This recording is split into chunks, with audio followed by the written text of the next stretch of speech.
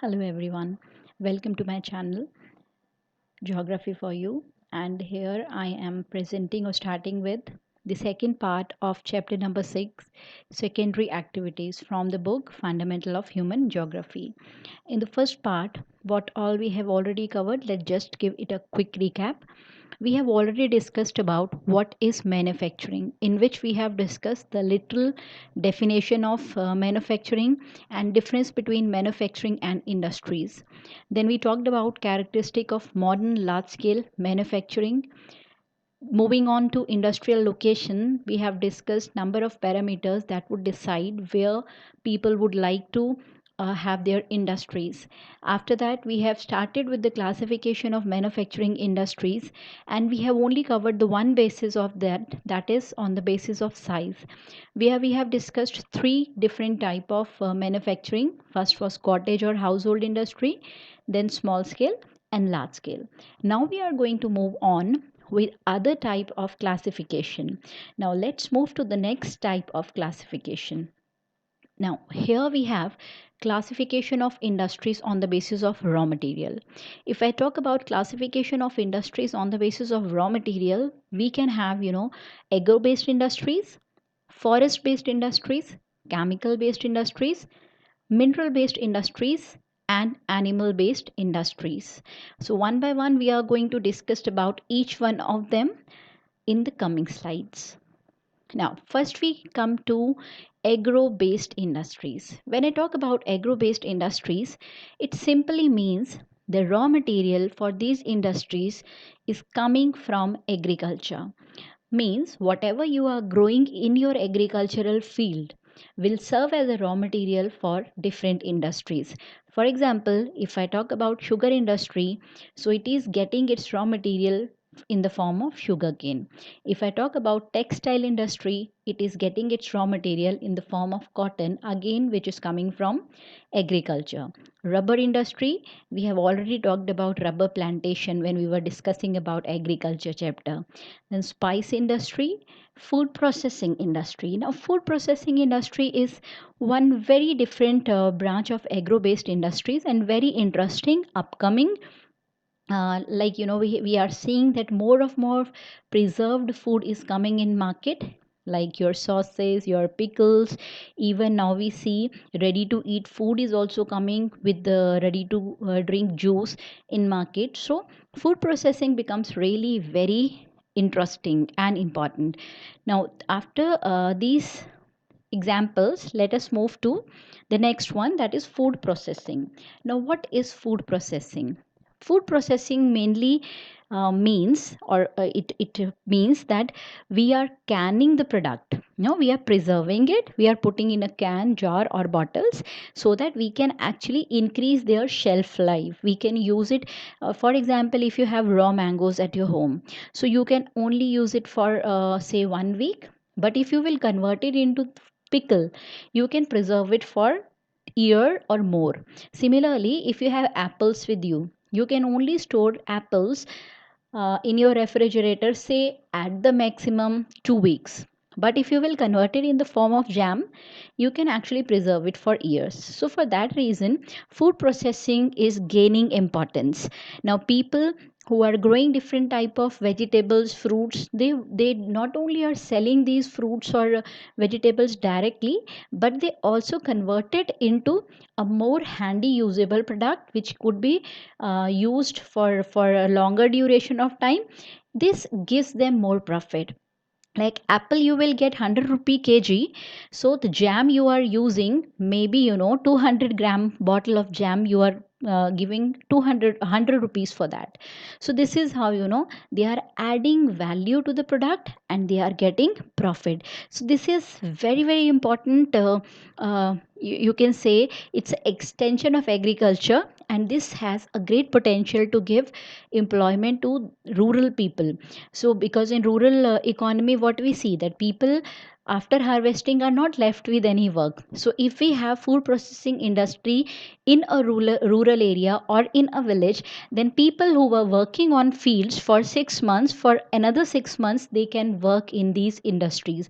So for this reason, these industries are becoming very popular, and they are actually supporting our agriculture community with extra profits and earnings. So I hope food processing is clear to you. Now after that, we have one word in our textbook, that is agribusiness. Now what is this agribusiness? Agro based industries, we have understood that the raw material is coming from agriculture. Now agribusiness is basically, it's a commercial farming, and it is done on an industrial scale. Remember we talked about plantation agriculture. So plantation agriculture is actually a form of agribusiness, where person who is investing in agricultural fields or plantation, they are more interested in the industrial product of that agriculture. For example, a person is investing money in tea plantation, but his is concern is not tea plantation, but he actually wants to sell the tea packets, the tea that we use in our kitchens, that type of packed tea leaf material they want to sell in market, because they can see huge profit in selling these products. So when we talk about agribusiness, we have commercial farming at industrial scale, means scale has to be very large. Then we have mechanized. Though in tea plantation we have equal weightage of manual labor plus machines, but then there are areas where machines are more important than the manual labor. So wherever there is a need of machines, we are actually investing on mechanization of agriculture. Next is, it is financed by business outsides of agriculture. Means it's not only farmer who is investing here. Farmer is just doing farming. Maybe they are working as a hired labor for someone else. So these someone else who are investing money are usually the big business houses. As I just told you, that the interest of agribusiness is basically the market of the final product, the product that they want to sell in a larger public, not the agriculture. So for that reason, they are investing in tea plantation gardens so that they can sell tea leaves to general public. Then we have next characteristic, it is highly structured. Means like you run a business, you have different type of officials there to run business. Similarly here also you have different structured hierarchy of workers. Like you will have managers, farm managers, then the people who will train the laborers, or different type of officials that would be needed. So all the things would be available here. Then we have often described as agro factories. Yes, definitely agro businesses are like agro factories, because you are using all type of machines, chemicals, whatever could increase the production. You are using everything, you are investing on a large scale, you have a good hierarchy of officials working there. So it's more or less like an industry that you are running. So for that reason, sometime agribusiness is also referred as agro factories. So these definitions could be asked separately. So you should be clear on the terms like agro based industries, food processing, agro factories, and agri business. Now here, like we all know that the question paper patterns are going to change, so more concept based questions would be asked now. So here question could be that, do you really think that food processing can change the future of rural area? So this type of questions could be asked here. Yes, definitely food processing could change the future of rural area, because it will take care of the problem of seasonal unemployment in rural area. So you have to think beyond what is given in textbook if you really want to get prepared for the new pattern of question papers. Moving to the next one, mineral based industries. Now these industries are getting their raw material from minerals. It can be metallic mineral, it can be non metallic minerals, it can be ferrous minerals, that is the minerals that contain iron, or it can be non ferrous. So any industry which is based on any mineral that we are extracting from the earth crust is called as mineral based industries. Now in mineral based industries, we can take example of all your iron and steel industries, your pottery industry, cement industry, jewelry making industry like gold and silver. So yeah, they all are part of mineral based industries. Then we have chemical based industries. Now in chemical based industries, we have organic and inorganic chemical industries. Organic chemical industries are basically based on mineral oil, petroleum based companies or industries, and others are based on like your sulfur, potash, salts, etc. So in this we have a huge array of companies, and collectively we sometimes call it as a petrochemical industries. Now even wood and coal industries, plastic industry, everything is covered under chemical based industries. And the paint that we are using in our houses or in offices, the different type of dyes that we see, plastic material that we are using, synthetic textile that we are using, all are coming from chemical based industries. Then we come to the forest based industries. Now these forest based industries are where raw material is coming from forest. For example, paper industry, furniture industry, where we are using wood, grasses, pulp, bamboo. These are forest based industries where raw material is coming from forest. It's as simple.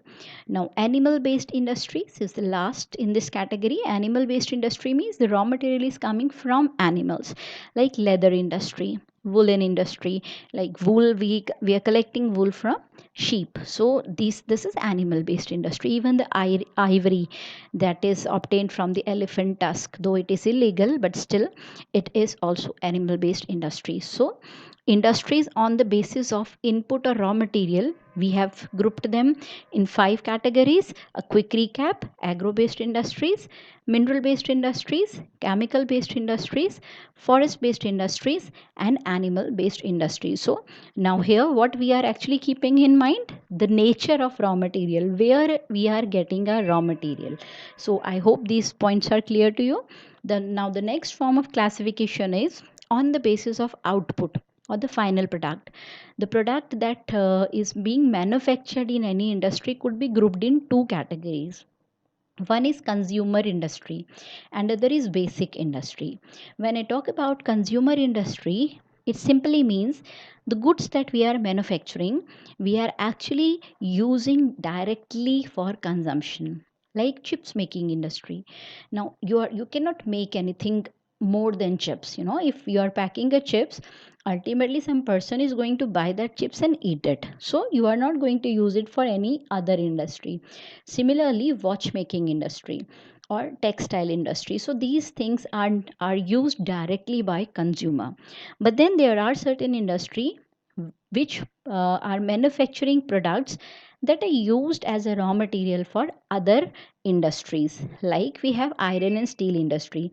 If I talk about iron and steel industry, like nuts and bolts, these nuts and bolts, though are produced in iron and steel industry, directly we are not using it, but it is used by some other big machine making industry. So sometimes we see, big industries, iron and steel industry, say for example, are only making big rods. So directly we are not using these rods, but these rods would be used by some other industry for making something more useful for us. So this is how certain industries are supplying goods directly to consumer and are called as a consumer industry. Certain industries are providing goods to other industries, and these industries are called as basic industries. So on the basis of output, we have this two division. Next is on the basis of ownership. We can actually classify industries based on ownership also. In this, first one is private sector. Private sector means it is owned by individual or group of individuals, and here their main motive is to get maximum profit. Like we have, Tata Iron and Steel Company, Reliance Company, they all are run by some trust, and these trusts are actually governed by few individuals. So this is what is called as a private sector. Then we have public sector. Public sector simply means the industries that are owned by government. Like in India, we have one industry called BHEL, Bharat Heavy Electrical Limited. This is owned by Indian government. So these industries are basically for infrastructural building and also for general welfare. So here they also want profit, but profit is not their first priority. Their first priority is to build infrastructure for the country. So these are public sector units that are governed and controlled by government. And we have, Navratna's company, which are really very profitable, as well as they are doing wonderful in work in doing in what you say, increasing infrastructure in India. When we will study the second book, in that we'll discuss about Navratna companies in detail. Then we have joint sector. Joint sector means we have private plus government sector working together. Means the profit instincts of private sector and the welfare instinct of public sector both will work together. And it is having, different advantages, because private will run for profit, so it will not let you go in losses, whereas public will have more funds. So joint sector is definitely a good option. Like we have Maruti Suzuki. Earlier Maruti was totally government venture, but only after Maruti and Suzuki they have joined, we see a new wide range of vehicles coming out of this industry. Then we have cooperative sector. It is not given in your book, but I really want to include it because this is very very important. Cooperative, if you remember, we have discussed about cooperative sector even in agriculture chapter, where people will pool in their resources and manage their work together, and whatever profit they are getting, they will share it on the basis of investment they have made.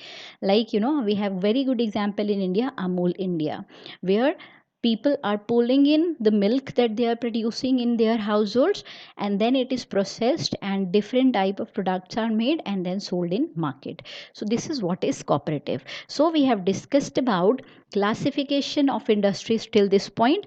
A quick recap: we have started with the classification of industries on the basis of size, in which we have discussed about household, small scale and large scale.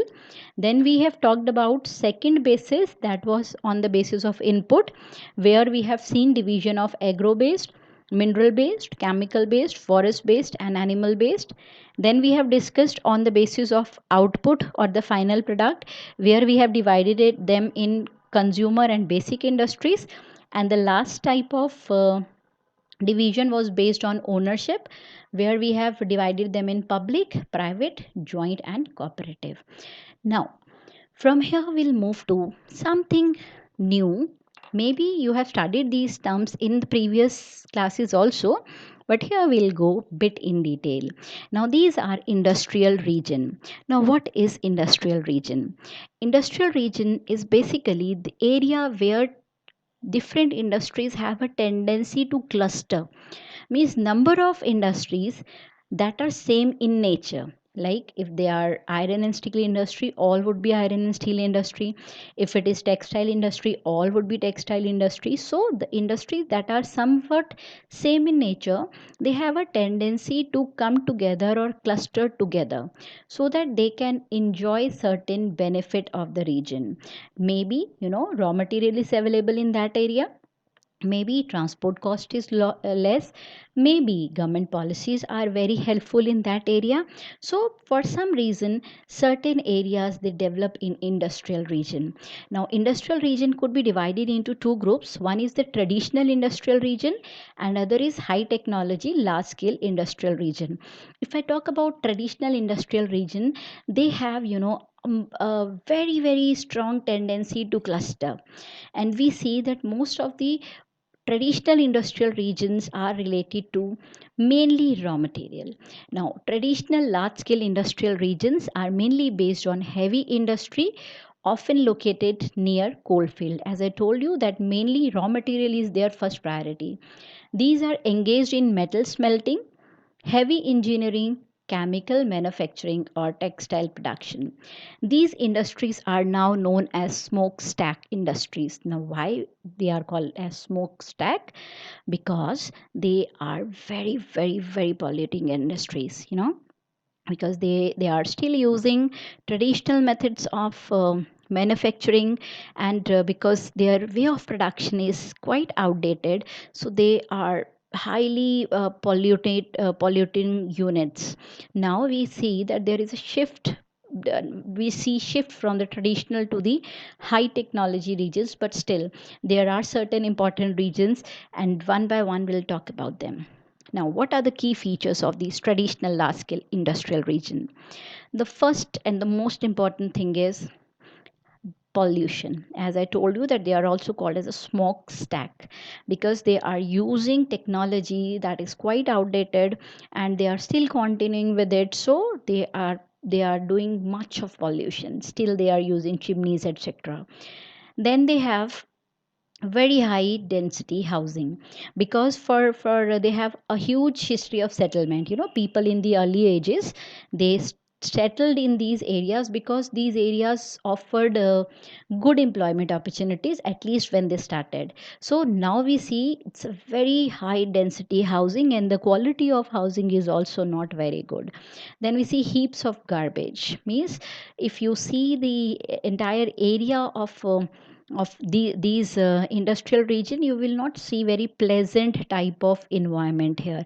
Unattractive environment with pollution, with heaps of garbage.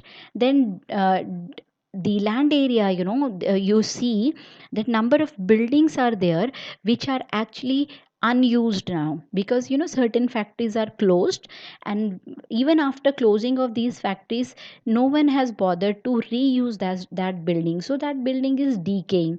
So derelict land area means the area now, the factories which are now not used. So you will find a number of these type of industries, because number of units have moved out of these areas. Then we have high proportion of employment in manufacturing, because as I told you that the early attraction to this area was industry. So most of the people who are living in this area are mainly employed in manufacturing sector. We see high number of unemployment also, because now industries are moving out of these regions. Now people who were earlier working in these factories are not left with any jobs, so this the unemployment ratio is also getting increase in these areas. So these are the key features of traditional industrial region. If you get the 5 mark question on this, so these pointers could help you out. Now, we have one such region in Germany that is called as a Ruhr coalfield region. Now, this is Germany in the map of Europe, and in Germany, we have this area that is called as a Ruhr Valley.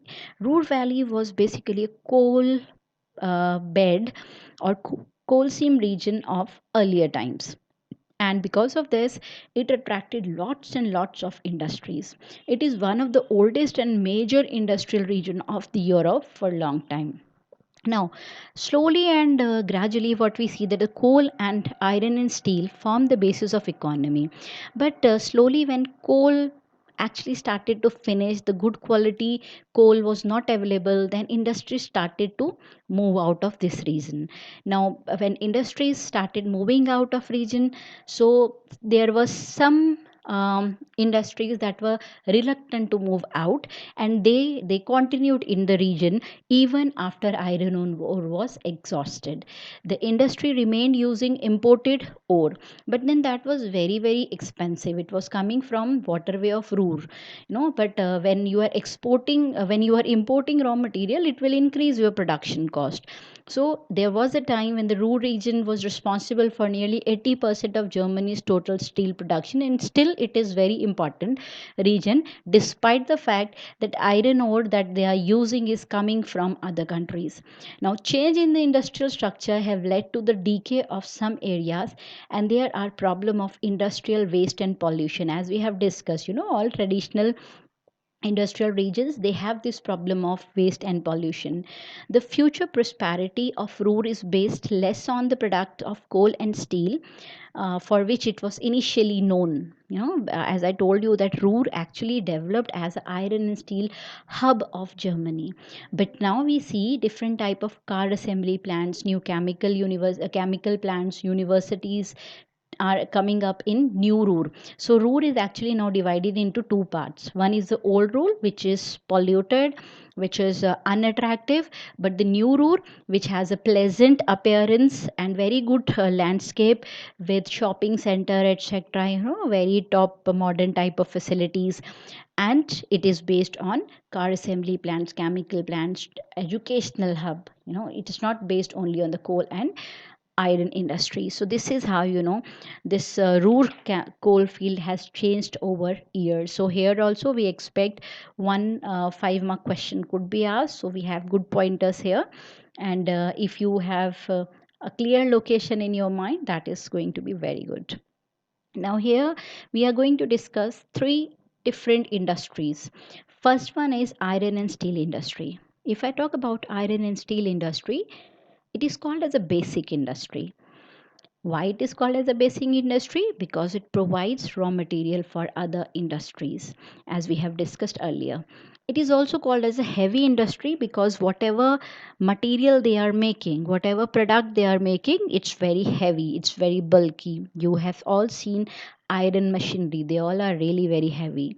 The large integrated steel industry is traditionally located close to the source of raw material. Now, this large integrated steel industry means that under one roof, you will have right from the iron ore processing to the final product, everything is being done in one industry.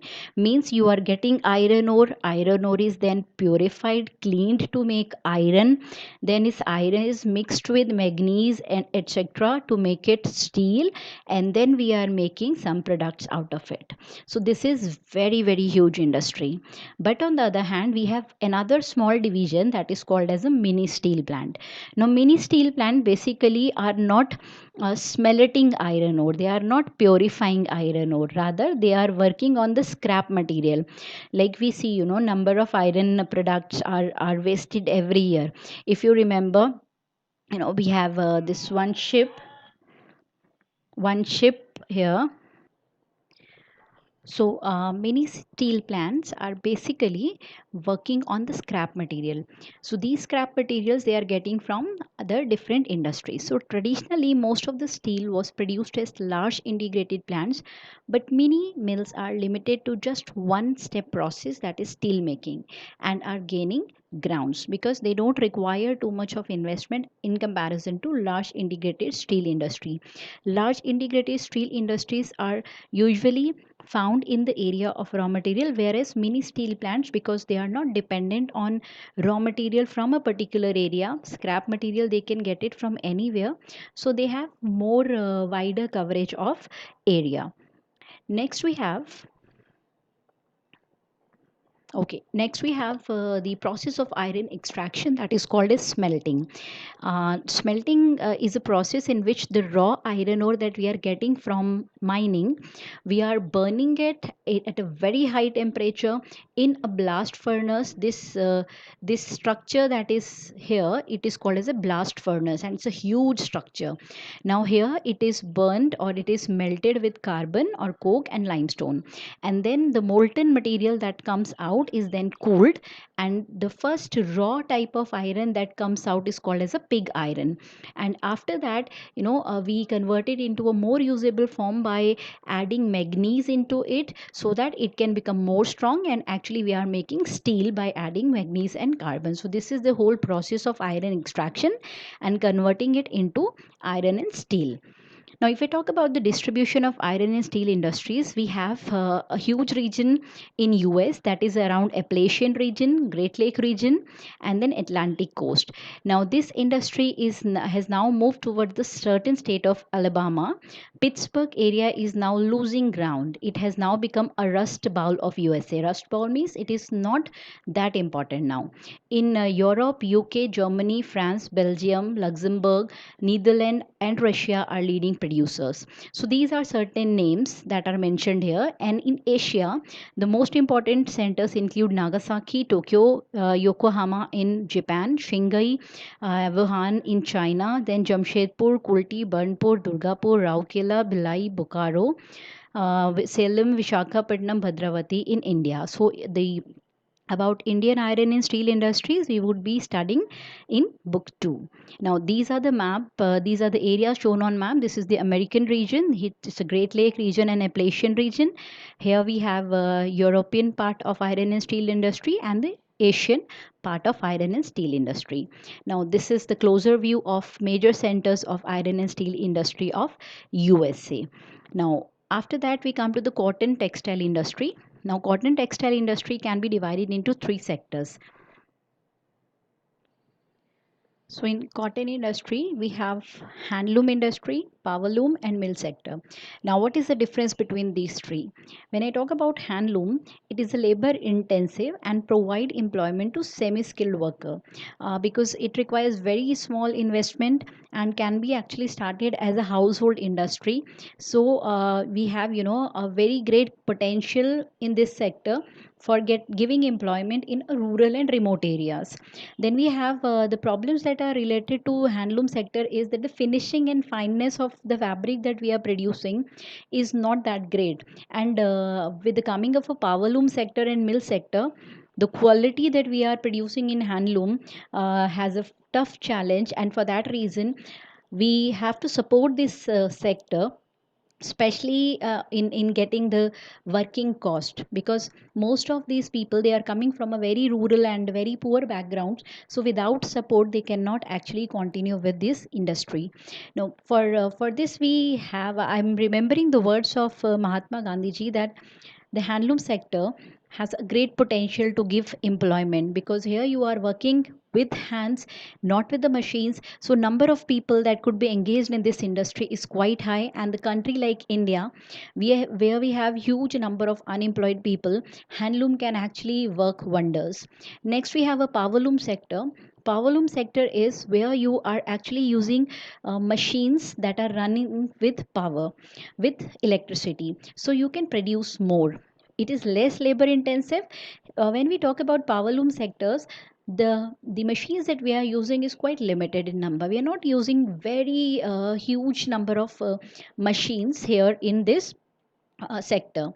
When we come to the mill sector, here it is highly capital intensive, and the number of machines that we are using here is really, really very high. The looms that we are using all are run with electricity, and the number is really very high. We have a huge setup here in mill sector, right from getting raw textile to printing and making different products out of it, all are found in under one roof. So this is called as a mill sector. Now, if I talk about India, China, US, Pakistan, Uzbekistan, Egypt produce more than half of the world's raw cotton. The United Kingdom, Northwest European countries, and Japan also produce cotton textile made from imported yarn. Yarn means the fabric that you are actually the thread that you are making, out of which fabric would be produced. Europe alone accounts for nearly half of the world's cotton import, and that is a huge number. The industry has faced stiff competition with synthetic fiber, because the synthetic fiber has more durability and it is quite cheap in comparison to your cotton textile. So definitely cotton industry is getting tough competition, but then there are certain weathers like humid conditions, hot weather conditions, where you really cannot wear synthetic fiber. So in these regions we still have a good market of cotton textile. With the scientific advancement and technological improvement, the structure of industries changing. For example, Germany recorded constant growth in cotton textile industry since Second World War till the 70s, but now it is declining. It has shifted to less developed countries where labor costs are low. Definitely the countries would like to shift to the regions where labor cost is low, and most of the less developed countries, because of their high population and unemployment ratio, you can actually offer a low cost labor. So for that reason, these industries are shifting from.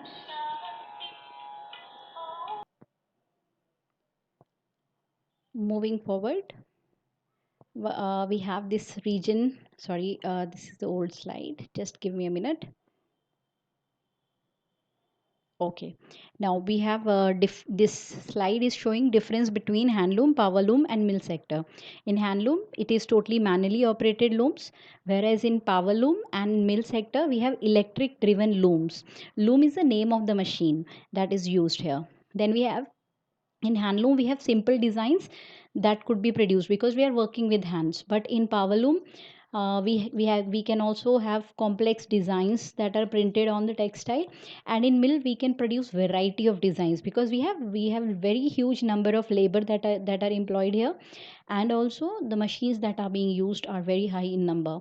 In handloom we have family labor, whereas in powerloom and mill, in both we have hired labor.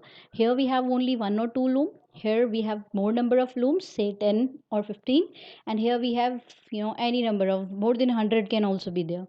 Then we have a limited production here, moderate production, and here we have mass production. So for that reason, when we talk about mill, they are the highest level of textile industry.